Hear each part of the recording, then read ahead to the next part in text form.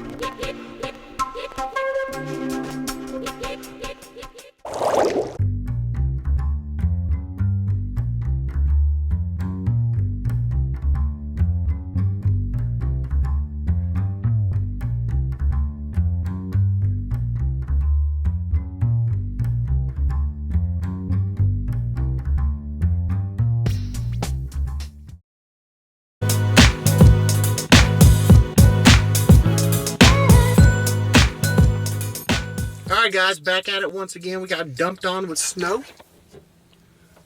Pot up all over the place, but it's going to start melting away here pretty soon, so this is kind of awesome. I love snow. What we're going to look at right now is swim bags. And there's all different kinds of swim bags that you can get, but a lot of people don't really know that there's bags, smaller bags that are actually made for swimming.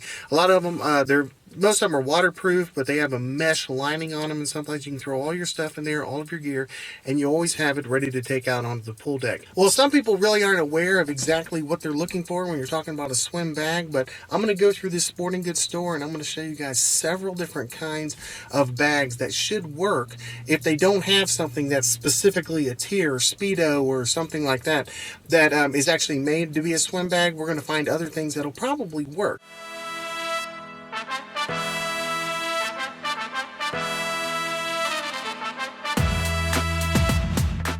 Alright guys, these are kind of my favorite kinds of bags, these kind of sprint sacks. You guys can see they got a UK one right here, Go Cats.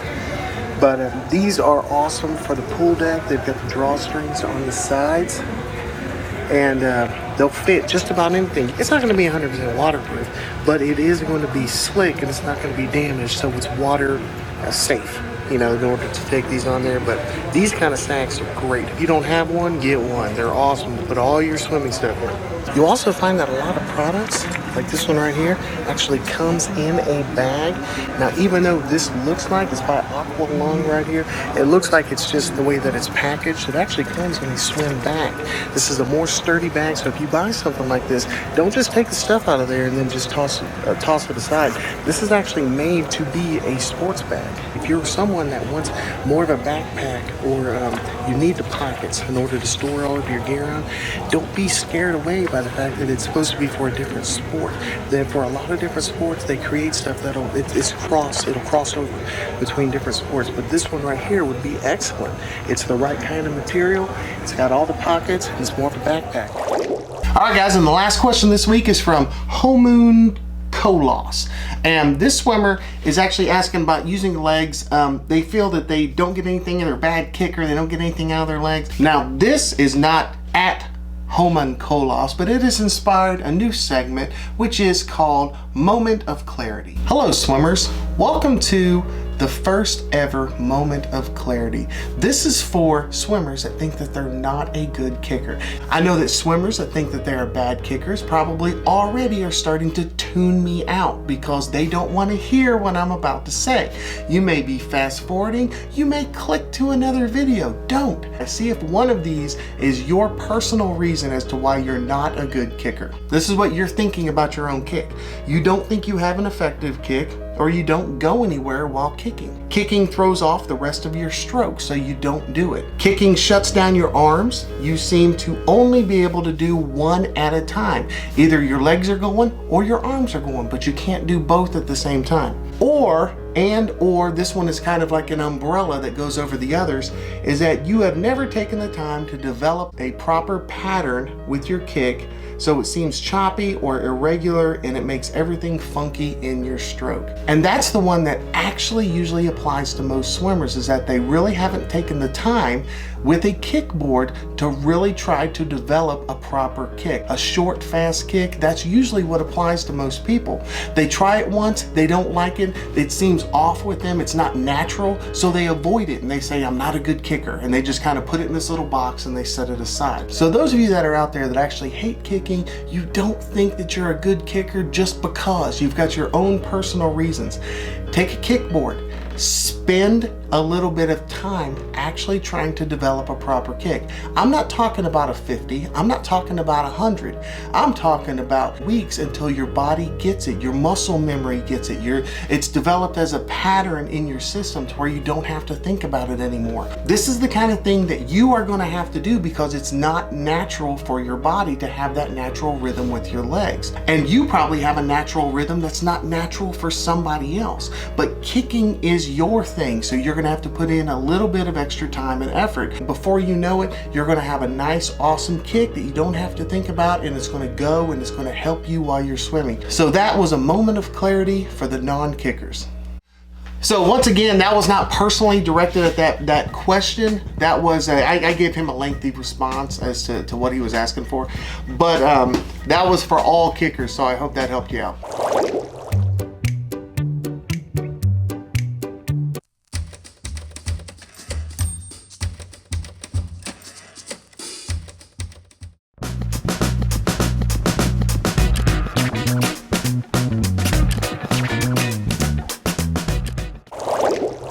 And to close, once again, don't forget that I'm a part of a polar bear plunge that's happening on March 5th.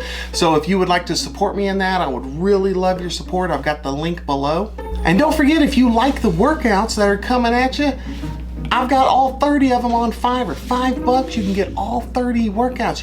And the last thing is one more set of goggles to come out. I've actually got a couple more pair, and I've got some what are they called? The resistance tubes that are over here that I'm gonna give away in a couple weeks. But got another pair of brand new goggles. If you guys want these, you need a new pair of lap swimming goggles, then here you go. So just be the first one on my Facebook page once again to say, hey, Aaron, send me the goggles. Seriously, they will be in the mail. I'll get them to your doorstep. All right, guys, I hope you enjoyed the show. Don't forget, if you guys have any questions, ask away, and I will do the best I can to give you a response that'll help you moving faster and more efficiently through the water. All right, guys, take care. Bye.